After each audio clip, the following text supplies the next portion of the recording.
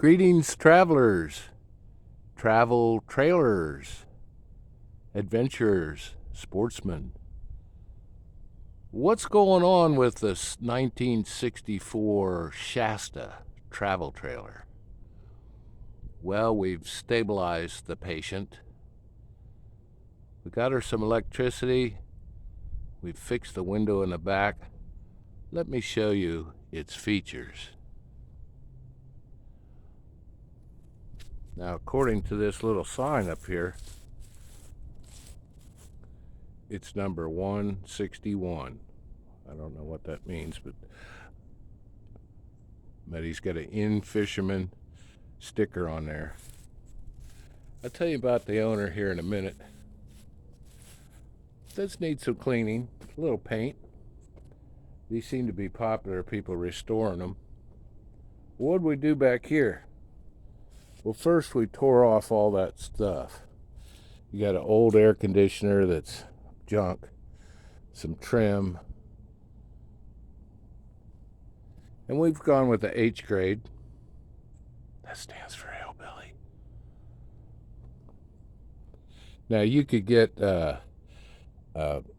automotive glass with aluminum frame, custom made to this. $500-600, maybe $1,000, I don't know. We went with a piece of plexiglass and some of this tape. It's real sticky, real waterproof. So that's going to stabilize it. It's going to keep it waterproof until, eventually somebody could come in and trim this out with some trim, picture frame it. But for now, we just want the rain out. This is some of that old tape. It's real sticky and it's hard to get off. So that'll come off. Now we can wash it. Put some bleach on it and wash it. Before we go inside here.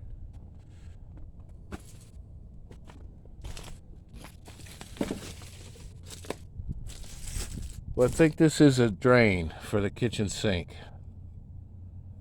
If you were at a campsite, that would be hooked up to a sewer line.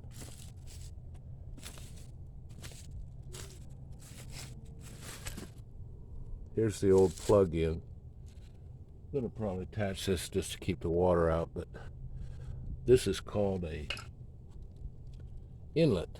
You have outlets. This is an inlet, and it's got a plug in there that you run a cord to. Probably mounted like that. Go to the campsite, plug in, or in somebody's driveway. So a little cleanup. Now this thing was registered in '98. I think that's when it was last on the road.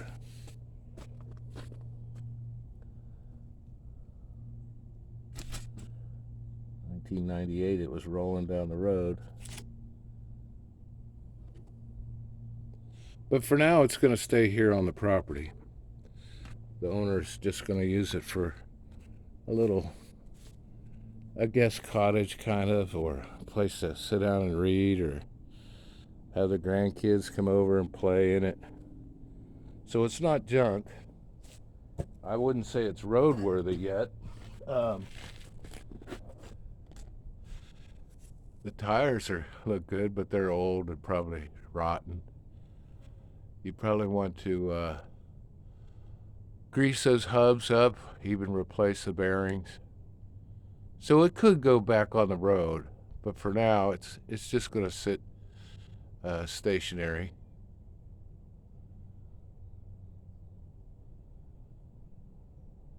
Now, what did I do? We fixed the window in the back, and I gave the owner some power. We got a little cord, H grade. Got a little cord that goes to our outlet, our GFI. And that GFI kind of protects it. If something goes haywire with the coffee maker, that'll trip. Not only that, but inside the cottage, the breaker would trip. but we're not using a lot of power in there. Let's go inside and take a look. Give you a little history of the Shasta. Of course, you got a screen door with a little slider. This allows you to get to the latch. See how you get to the latch with that open. Then once you have the screen closed, keep the buggies out, close that. That's typical. Well, what's going on in here? Well, replace that plywood back there. Rain damage. Excuse me while I set this up. Rain damage, rot.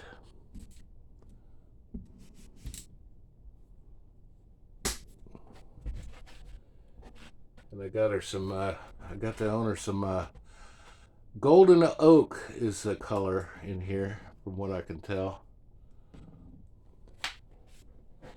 And to get that plywood on there, I used my scissor jack from the van and put a 2x4 up against it and a 2x4 coming this way and jacked it up against there to get that curve. It's only 1/8 plywood. I think there's other ways of doing it. You could wet it down and curve it and let it sit in the sun. But we're waterproof for now. I think this takes a twin bed. A little storage under there. Of course, you saw the refrigerator. Also, there's another little dorm size fridge in there. Now this trailer, from what I can find out, my archaeology skills, it has no potty and it has no shower. And the owner of this trailer was a cousin of Red Kelley. His name was Ernest. Ernest was a sportsman. He would take this trailer out in the woods to the lake, go fishing, go hunting, bring a buddy along. That's the master bedroom back there. Now, of course, he had propane was attached to this to run a heater that's down in the corner there to heat the water. And at a campground, you would run a hose to the side of the trailer to bring in water. There's no tanks. There's no waste tanks. There's no water storage tanks. So if you went out camping for the weekend, you'd probably bring some jugs of water. Or if you're at the lake, you got the lake water. And if you're going to take a bath, you got the lake. So this little unit did not come with a potty. It did not come with a shower. So you're bare bones in it out there. Now Ernest, you can picture him and his buddies sitting here playing cards. They got their radio on. The UT Vols are playing on Saturday.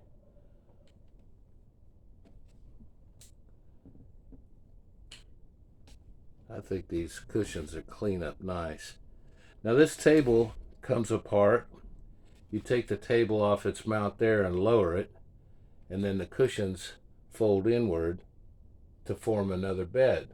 So this would be almost a queen size, full size bed. And of course one in the master suite. It's a nice logo there. I don't know what part of the trailer it was on, but we'll keep that, clean it up. Part of the history here, what I'm digging around, is I found this map.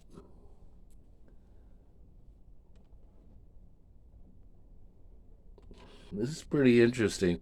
This is before Google Maps, before GPS, and apparently this is a map to a hunting spot.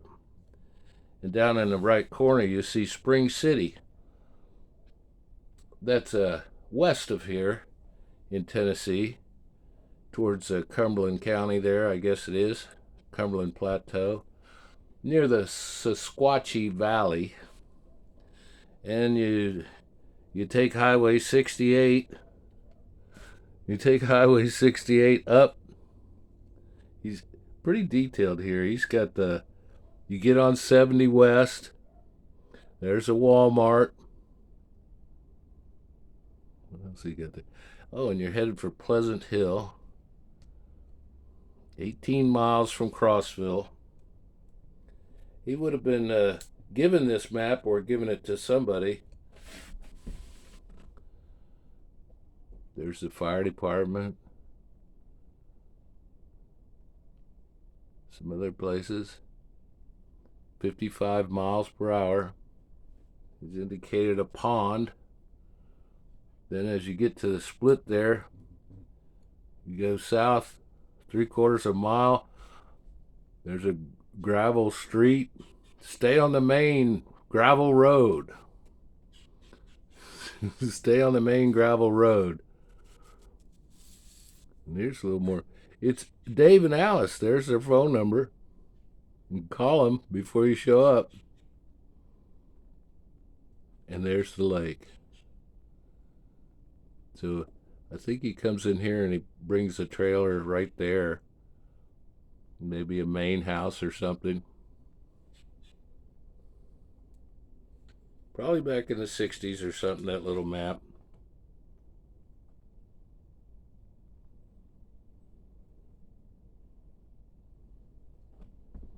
Little archaeology.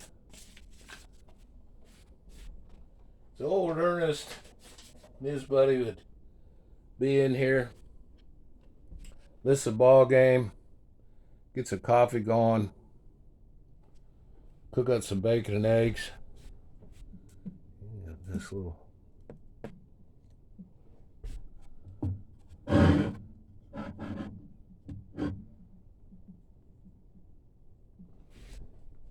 And it looks like they found one of these ceramic heaters.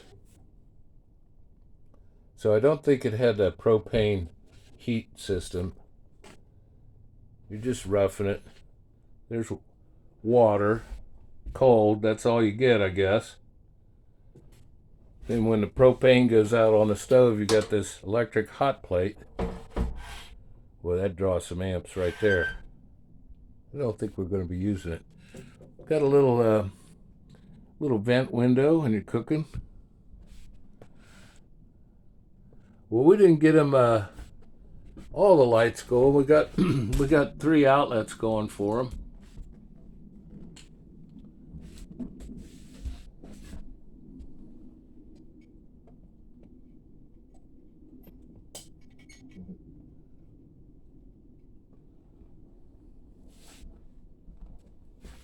So we got some lights and further investigation of this Area 51 light. That's a propane light. It runs off of propane. It's got the little net like you would in a Coleman lantern. So you had electric and you had propane. If you can't get hooked up on electric, you would run the propane, run that little light. Of course, after a day of fishing and hiking and hunting, you don't have the lights on that long before you hit the sack. Well, that's our 1964 Shasta. I believe it's a 20-footer. Sleeps 2, maybe with kids 3 or 4. That's quite a way to travel. But we've stabilized the patient. We've got that back end buttoned up. No more rain coming in. The homeowner will stain that panel. It's just some underlayment, some Luan, a Luan. Might just wash the floor or let it go. Well, that's it on this trailer. We've done our little rehab, kinda clean up. Got him some power. Fixed the window.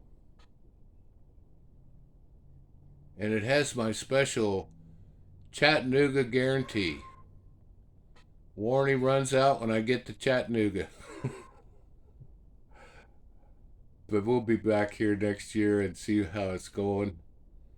See if we do any more repairs to it.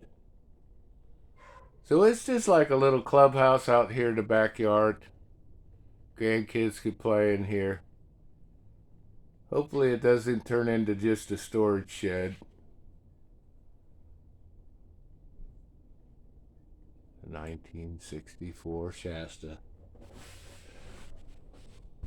Alright, we got a few more chores to do around here and then we hit the road. This afternoon we're going down to Chattanooga. We'll trash around there and see what's going on. In a day or two we'll head back to beautiful Picayune, Mississippi. Well, this is Coastal Kev out. We'll see you on the next one.